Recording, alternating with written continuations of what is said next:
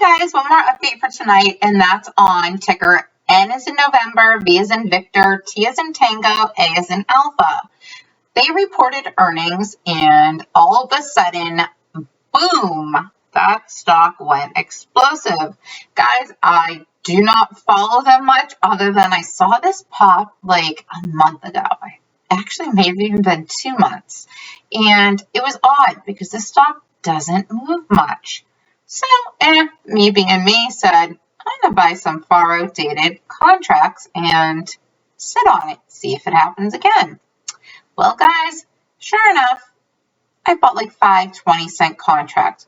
Wait till I show you what happened, and I don't think this move is done yet, which is why I'm bringing it to you. So let's check out the stock, check out what happened to my options, and show you what I think is going to happen going forward. Remember, nothing I say is financial advice. Please do your own DD. Thank you so much for watching. If you haven't already, like and subscribe, and let's get into it. Okay, guys, so when I took this picture, it was earlier in the day, but NVTA is now trading above $8, I believe. It might have fallen back a little bit in the after hours. I know it hit a high today of 9. At one point, I saw it in the after hours down into the 7 range, which was okay because it needed to cool off in order for it to continue its run. But we'll get into that in just a minute. So, anyways, the point of me showing you this screen is the 52-week high in the stock is $32.93. The 52-week low is $1.83. And it has a free float of 228.37 million. As you can see, guys, the average volume is 10.15 million shares. And right here is the after hours. They're currently trading at $7.92. And guys, check this out. This is a nice bull flag forming, which gives me an indication, plus the end of the day volume. I'm not worried about after hours. It's spiking, right? So I think a lot of attention is going to be on this stock, especially after they ran 276.42% today, guys. That's absolutely insane, and you don't see that happen often at all. So this is huge. Technically, I love this bull flag. You know, if we were here and it was regular hours, we would have broken up probably already. But since it's after hours, it hasn't yet, but that's okay because it can do it tomorrow. Now, it did pull back in the after hours, like I said, by 70 cents, which is no big deal, which is only 8.12 cents after being up, 8.12%, excuse me, after being up 276.42%, guys. So it needed the cool off. Anyways, the all-time high in the stock, just so I like to tell you this so that you can see a range, okay, and know what this has the potential to do. Now, again, I'm not saying it's going to go this high. It could go higher. It could go lower. I have no idea. All I know is that this is currently squeezing. And tomorrow, if it does the same, I'm going to call it out on Twitter, and I want you to look at the price action so you can see what something's truly doing when it starts to squeeze, guys. It's wild. It just jumps. This one was actually fairly well controlled, though. Like, I didn't see crazy spikes yet, you know, jumping up $1 a share or anything like that.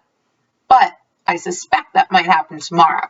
This does have a short interest from what I was told. I haven't looked into it myself yet, but we can do that real quick on FinTel before we leave and see what it says. But according to Ortex, the short interest was 26% earlier today. My guess is some of that may have closed out. However, just keep in mind the the all-time high, which occurred in 2020, somewhere between the end of November and Christmas, was $61.59.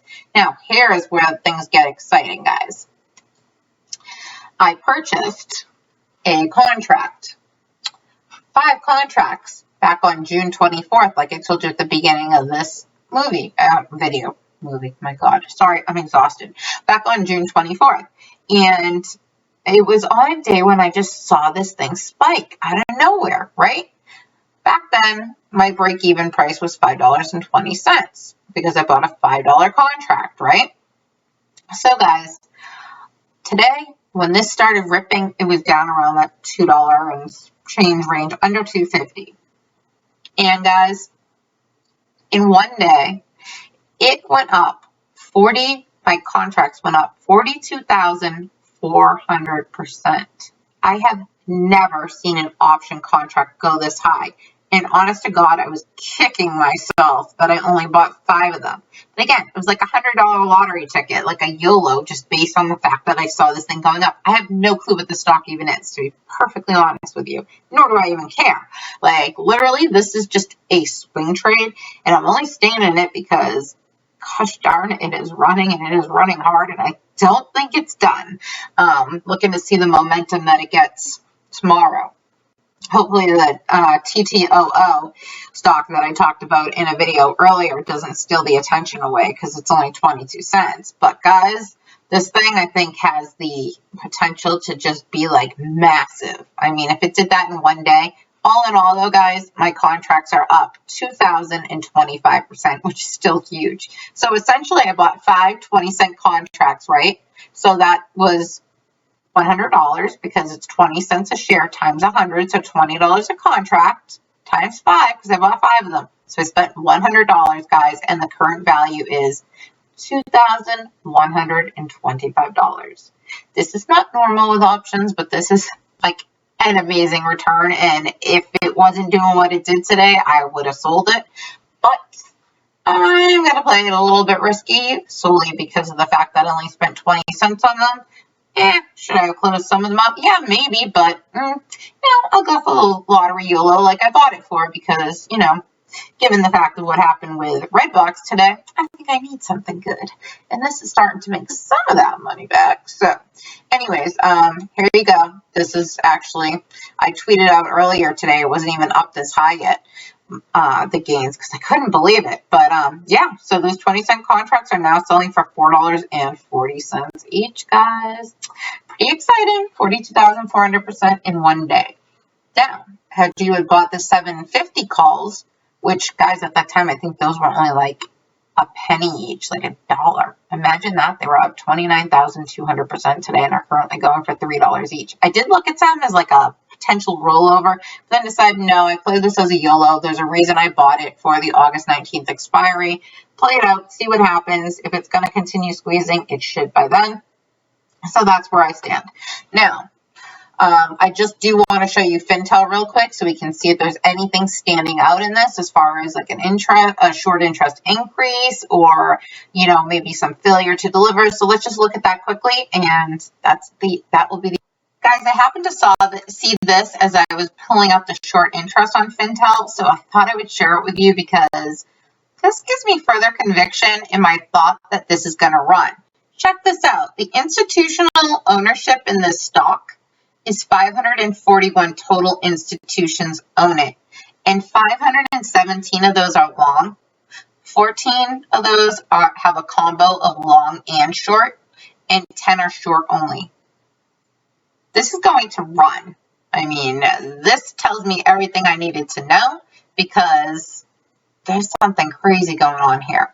And the institutional shares long own 103.61% of the stock. Interesting. Very, very interesting, guys. No doubt in my mind that they're running this up intentionally from what I see here. That's what I suspect, anywho. Let's get into the short interest.